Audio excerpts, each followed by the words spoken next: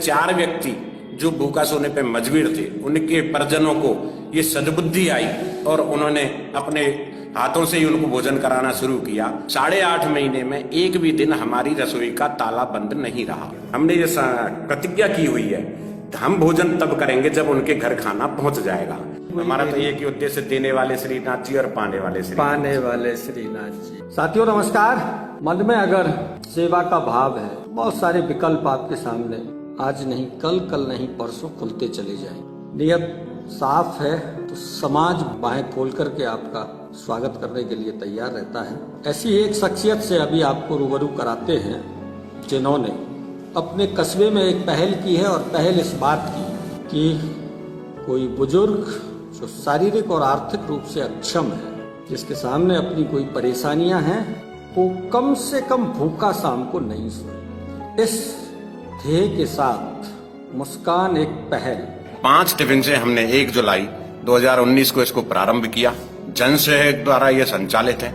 कोई भी अपनी विवाह वर्षगांठ, बर्थडे एवं अपने बुजुर्गों की पुण्यतिथि के अवसर पर ये सेवाएं 500 रुपए दोनों समय के भोजन के दे करके तैयार कराता है। ये लाभ ले सकता है।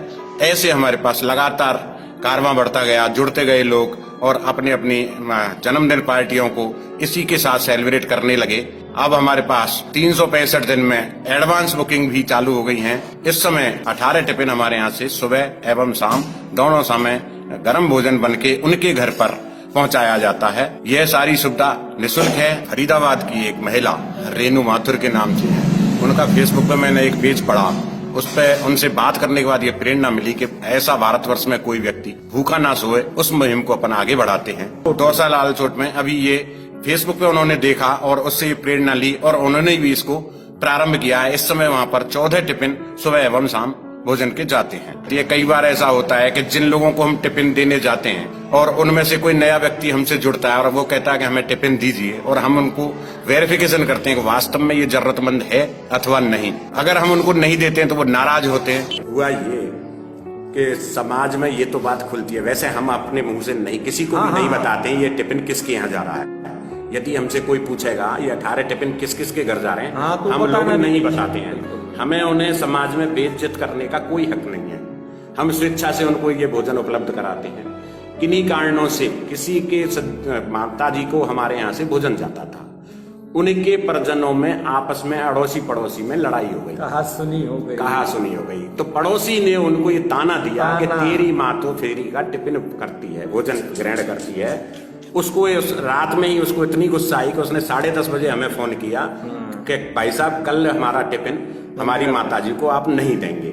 हमने बड़े सहर्ष स्वभाव से उनसे ये कहा, कोई बात नहीं भाई साहब, सुबह मिलते हैं 10 बजे बात करेंगे। हाँ, मैं 10 बजे आपकी दुकान पे आ जाऊंगा, अपन मिल बैठ के बात करेंगे। हमारा कोई ऐसा उद्देश्य आपको नीचा दिखाने का नहीं है। हम तो जरूरतमंद की मदद, जरूरतमंद के हिसाब से दे रहे हैं। हम 10 बजे उनके घर गए, उनको लेकर के उनकी माताजी से मिले। हमने माताजी से हाथ जोड़कर अनुरोध किया कि माताजी आप इनके साथ घर जाएं और इनके घर ही रहें। माताजी घर से बाहर रह रही थी। माताजी दूसरे मकान में रहती हैं और वो दूसरे मकान में रहते हैं। माताजी ने कहा चाहे मैं भूखे मर जाऊं पर इसके साथ इसके घर नहीं जाऊं। हो जाता है कभी। फिर हमने उनको ये समझाया, उनके पुत्र को, कि आप ऐसा करो, सुबह एवं शाम अपने घर से बना हुआ टिफिन इनके घर पहुंचा दीजिए। बस पहुंचा दीजिए। वो इस बात पर राजी नहीं हुए। विवाद चला काफी दिन तक। अब हमने तो टिफिन इसलिए बंद कर दिया कि झगड़े में कौन पड़े।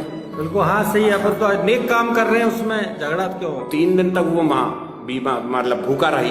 अड़ोसी पड़ोसियों को जैसे ही मालूम पड़ा कि ये माताजी भूखी और इनके बेटे के कारण भूखी हैं, तो उन्होंने उस बेटे को बुलाया, फटकारा, उसको नाराजगी व्यक्त की। तब जाकर के उस बेटे ने उनको सुबह एवं शाम टिफिन पहुंचाना शुरू कर घर पर माताजी ने भी लेना शुरू कर दिया और उन्होंने टिफिन घर पे ही दे जाते हैं वो दोनों टाइम उनके बेटे। मेरा कोई उद्देश्य नहीं है ये जानने का, लेकिन फिर भी मैं ये जरूर जानना चाहूंगा, ये जो 18 टिफिन अभी जा रहे हैं, ये ऐसे ही लोगों को जा रहे हैं या ऐसे भी किसी व्यक्ति को जा रहे हैं जो घर में रह रहा है और बच्चे उनको नहीं दे रहे खाना? हाँ, ऐसे भी हैं। अच्छा, मतलब घर की परिधि में है। हाँ, बुजुर्ग माँ है लेकिन बहुएं देना नहीं चाहती उनको भोजन, बेटों की चलती नहीं, इसलिए हमको उनको पहुंचाना पड़ता है। हमारा एक ही उद्देश्य, वो भूखा सोने पे मजबूर हैं, इसलिए वो टिफिन पहुंचाना हमारा मेन उद्देश्य। हाँ, चाहे कारण कोई भी रहा हो। वो उसने सारी व्यवस्थाएं की हुई हैं। ऊपर से जब वो पैदा हुआ था, किसके घर किसके द्वारा ये भोजन होगा, वो सारी व्यवस्थाएं उसकी हैं। हम तो एक निमित्त मात्र माध्यम है, माध्यम केवल एक माध्यम। मेरा अंत में सभी लोगों से एक ही अनुरोध है कि आप अपने पड़ोसी एवं आसपास किसी व्यक्ति को अगर भूखा सोने पर मजबूर है तो उसको भोजन अवश्य उपलब्ध कराएं। आप बाद में करें। साथियों, अटल जी ने एक अच्छी पहल की है और समाज में बहुत जगह बहुत लोग कुछ ना कुछ समाज के लिए अपना योगदान दे करके कर रहे हैं। उसावर कस्बे में कोई बुजुर्ग जो शारीरिक और आर्थिक रूप से सक्षम है वो भूखा ना सोए, इसके लिए इन्होंने मुस्कान एक पहल नाम से एक रसोई की व्यवस्था संचालित कर रखी है। आप साथी भी इस पहल को एक सामान्य सी पहल मान करके कर सकते हैं, जिससे जरूरतमंदों को 2 वक्त का भोजन मिल सके। साथियों, नमस्कार।